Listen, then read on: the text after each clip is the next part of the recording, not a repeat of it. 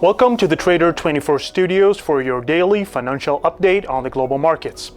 The problematic recessionary frenzy remains in the investment community, with the justification being based on the high observed inflation, which in the US at least is at a 40-year high, while the Eurozone cannot in any case tolerate the 9.6% of June, far from any expectation and the limit set by the European Central Bank. And taking into account that the bomb is in the hands of the central banks, which are called upon to tame the dysfunctional situation, it seems that an artificial recession by them would be a better scenario than a break in the aggregate demand. After all, the Chinese economy has also been showing signs of fatigue for a long time, and expectations for recovery in the next 2 quarters of 2022 are minimal, at least according to both international firms with their damning reports and the IMF, which the other day brought in a figure of 3.2%, already revising the already lowered 3.6% in global economic growth. Moreover, it should not be neglected that the US, apart from the fact that it now officially has a benchmark interest rate of 2.25 to 2.50% after the second consecutive record increase of 75 basis points, is also in recession, at least at a technical level, as last week, for the second consecutive quarter, a decline in GDP growth was recorded. In other respects, there has been a softening in the massive buying of the US currency, partially decompressing the energy market commodities, continue to mismatch of dangerously high energy costs, and a collapse in agricultural commodities. In the shadow of an endless war, the freight market continues to be depressed, reflecting the possibility of a slowdown in economic growth, and the government bond market is trying to find its footing in a time of investment uncertainty. You're watching the TRADER24 Daily Global Market Overview. Let's take a closer look at the situation.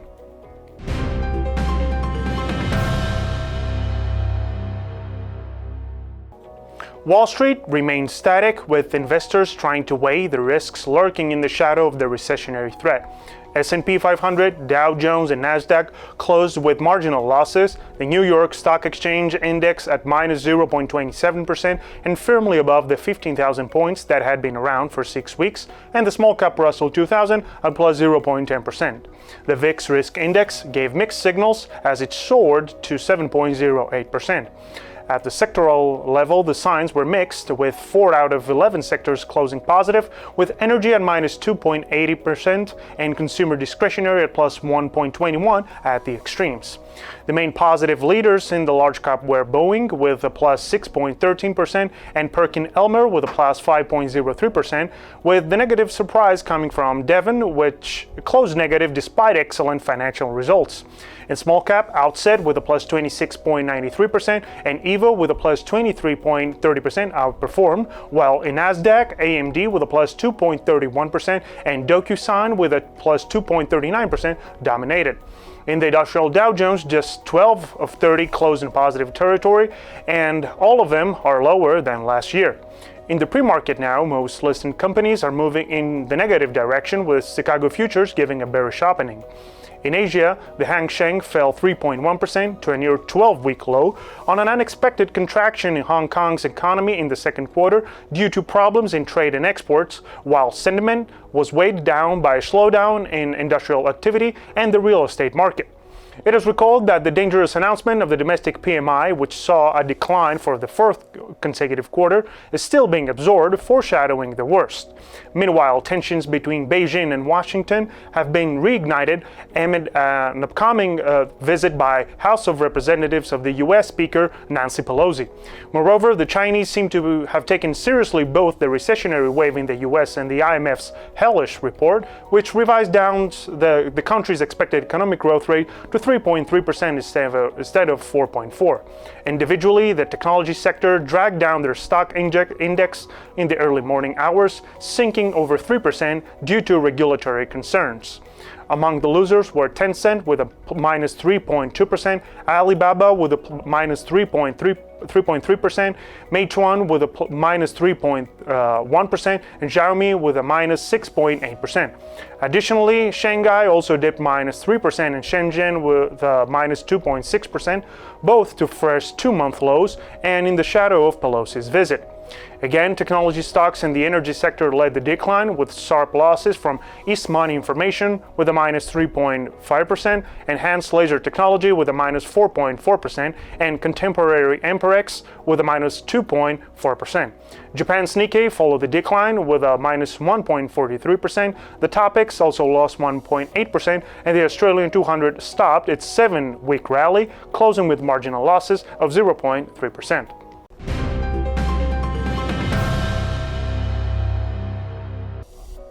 Europe's markets are down in the shadow of uncertainty over the major energy issue, while the critical Italian political issue opened by Mario Draghi's resignation remains open. Losses in Eurostoxx 50 and 600 of 0.70%, with Adidas and Adyen seeing the largest negative signs, while the DAX and CAC 40 at minus 0.80% and minus 0.50% respectively. In Athens Stock Exchange, Greece is tentatively moving at a minus 0.30% in the general and 25 large cap indices, while the banking at minus 1.10%, while turnover remains extremely low for another session. For the time being, the support of 845 points is still in place.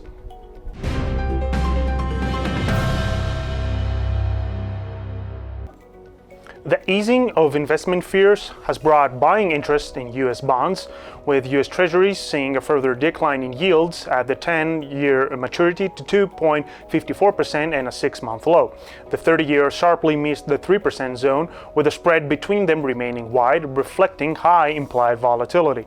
The 2-year remained 30 basis points higher than the 10-year, while in Europe, the yield on the German bond was depressed to 0.70%, with the spread of the Greek at 213 basis points, the Treasury at 177 basis points, and the gilt at 103 basis points.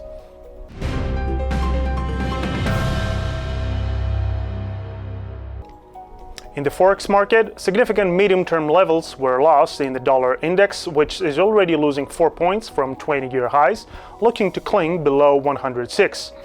The exchange rate against the euro is 1.02, while the yen remains very strong at 2-month highs, with exchange rate against the US dollar closing for 5 consecutive days in favor of the Japanese yen at 130.70 per dollar. Canadian and Australian dollars were down, while the Swiss franc remained neutral.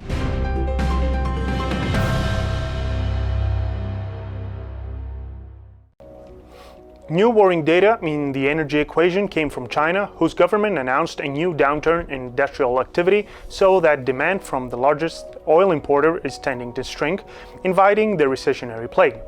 After all, the CEOs of the two oil giants Shell and Total Energies already gave a strong message to the commodity markets last week that normalization seems a distant scenario, and this is because, according to their company's data, demand has not yet fully recovered, far from pre-pandemic levels.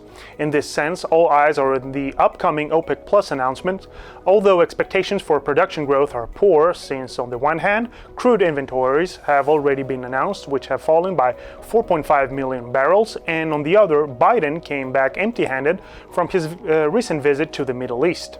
In addition, the sudden wide divergence between Brent and crude has now compressed, with Brent now just plus $6 per barrel ahead at normal levels, with Brent now losing all of $100 per barrel, while crudes dropped at 6-month low around $93 to $94. Gasoline was below $3 a gallon, picking up minus 18% monthly losses. The broad GNX index lost 0.38%, mainly weighed down by the farm sub-indices. SG1H at minus 2.20%, with soybeans down to below $16 per bushel, while SG6D and SGSR both lost 1.88%, with wheat at pre-war levels just below $8 per bushel. SG8A lost 1.34%, while the TDF remaining in the 200 euro per million thermal unit zone, while Henry Hub also marginally held at $8 per megawatt hour. Gold and silver held last week's gains at month highs, with silver holding at $20 per ounce. Finally, in the freight market, Baltic closed negative for the 6th consecutive day after 3 consecutive months of decline, ahead of the risk of a severe recession in the coming period, and the main variable being the reduced demand for minerals from Brazil, South Africa, and Indonesia. Supramax, Panamax, and Capesize all in negative territory.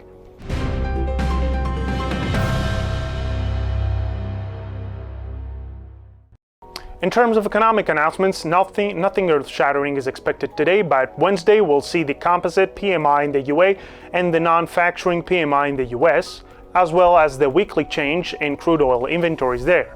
Yesterday, the results for the UK manufacturing PMI were released, which continued its downward trend as it stood at 52.1 points, or 0.7 points lower than in June. Similarly, in the US, the same index fell to a new two-year low of 52.8, down from 53 in June. In terms of corporate announcements, today we expect the financial results of AMD with projected earnings per share of $1.03 and revenue of $6.53 billion, Caterpillar with projected earnings per share of $3.01 and revenue of $14.28 billion, and PayPal with projected earnings per share of $0.8683 and revenue of $6.77 billion. Yesterday, financial results were announced by Activision and Blizzard with earnings per share of $0.48 and revenue of $1.64 billion, both above forecasts, and Devon Energy with earnings per share of $2.59 and revenue of $5.63 billion, both above forecasts.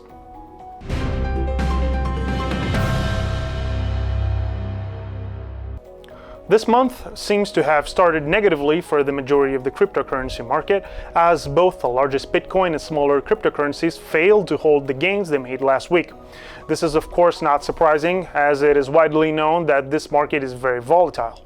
The Bitcoin in particular continued its decline for the fourth consecutive day, leaving behind the $24,500 area.